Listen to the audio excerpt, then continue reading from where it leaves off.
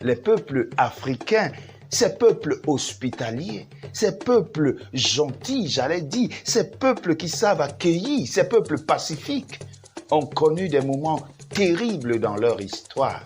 Ces peuples ont été humiliés, traînés dans la boue. Ils ont même été réduits en esclavage. Ceci jusqu'au jour où ce peuple s'est réveillé, s'est révolté et s'est battu pour sa liberté et son indépendance.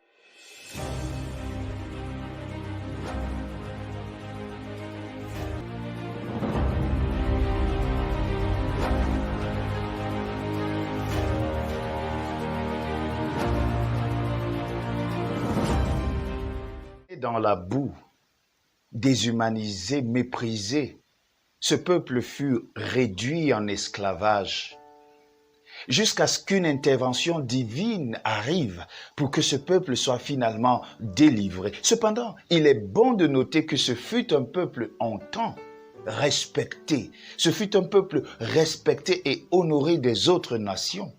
Oui, mais ceci jusqu'au jour où il fut réduit en esclavage. Mais lorsque Dieu est intervenu et les a délivrés, ce jour, le jour de la délivrance, est resté mémorable pour ce peuple d'Israël. Il ne se souvenait plus de l'esclavage, mais il se souvenait, et il continue encore de se souvenir aujourd'hui, de la délivrance qui leur a été accordée par Dieu. De même, les peuples africains, ces peuples hospitaliers, ces peuples gentils, j'allais dire, ces peuples qui savent accueillir, ces peuples pacifiques, ont connu des moments terribles dans leur histoire. Ces peuples ont été humiliés, traînés dans la boue. Ils ont même été réduits en esclavage. De la déportation, de la maltraitance, au-delà de l'imagination. Ces peuples ont été colonisés. Ces peuples qui, par ailleurs, dans le passé, étaient des peuples fiers. C'étaient des peuples qui avaient une administration sociopolitique bien organisée. Mais lorsque les colons sont venus, ils ont détruit tout cela. Ceci jusqu'au jour où ce peuple s'est réveillé, s'est révolté et s'est battu pour sa liberté et son indépendance. L'histoire nous dit que dans les années 60, beaucoup de peuples africains ont accédé à leur indépendance suite à des luttes acharnées et déterminées. Et depuis lors, encore aujourd'hui, ces peuples africains célèbrent et se remémorent ces indépendances acquises à flot de sang. Lorsque je lis ma Bible dans le livre de 2 Corinthiens chapitre 5, le verset 17, la parole de Dieu me dit ceci. Si quelqu'un est en Christ, il est une nouvelle créature. Les choses anciennes sont passées. Voici, toutes choses sont devenues nouvelles. Alléluia. Je l'ai dit, les peuples africains se sont battus pour avoir leur liberté. Et voilà que toutes choses étaient devenues nouvelles pour ces peuples africains. D'esclaves qu'ils étaient hier, ils sont devenus des hommes et des femmes libres aujourd'hui. Leur indépendance acquise sont actées par des jours qui sont restés mémorables encore aujourd'hui.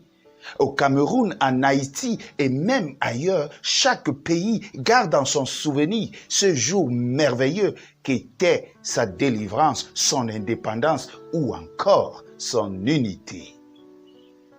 Hier, tu étais peut-être en prise aux drogues, à la sexualité dépravée, à la corruption, à la haine, à la division.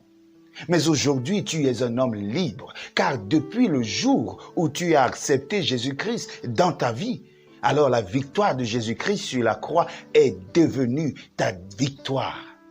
Quelle joie d'être libre, quelle joie de pouvoir décider par soi-même, quelle joie de ne plus être esclave, ni de la nourriture, ni du sexe, ni de la corruption. Beaucoup d'hommes et de femmes aujourd'hui refusent la liberté qui leur est accordée par Dieu, par Jésus-Christ. Ils se laissent aller à cette liberté vaine qu'offre le diable. Mais je voudrais vous dire, à vous qui me regardez et m'écoutez, la seule liberté qui puisse rester est celle qui nous est offerte par Dieu. C'est l'Éternel qui enrichit et qui bénit, et sa bénédiction n'est suivie d'aucun chagrin.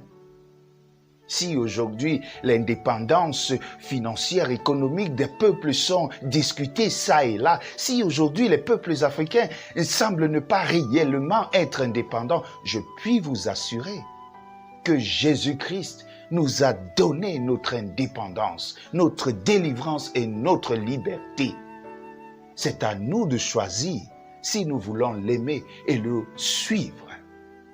Vous savez, mes chers amis, il ne nous reste qu'une seule chose, c'est de suivre Jésus-Christ, c'est de vivre avec lui, c'est d'être avec lui.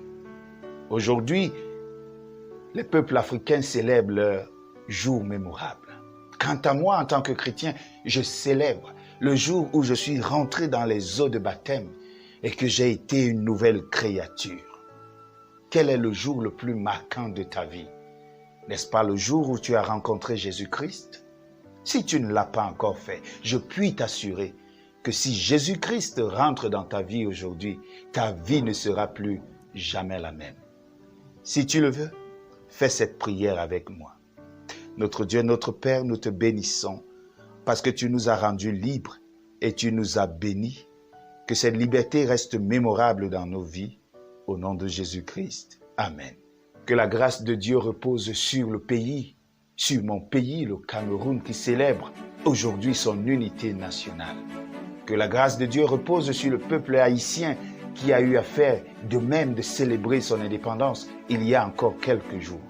Que la grâce de Dieu repose sur tous les pays, sur tous les hommes en quête de liberté. Et que cette liberté soit réelle dans vos vies, mais surtout que la présence de Jésus-Christ reste mémorable. Shalom.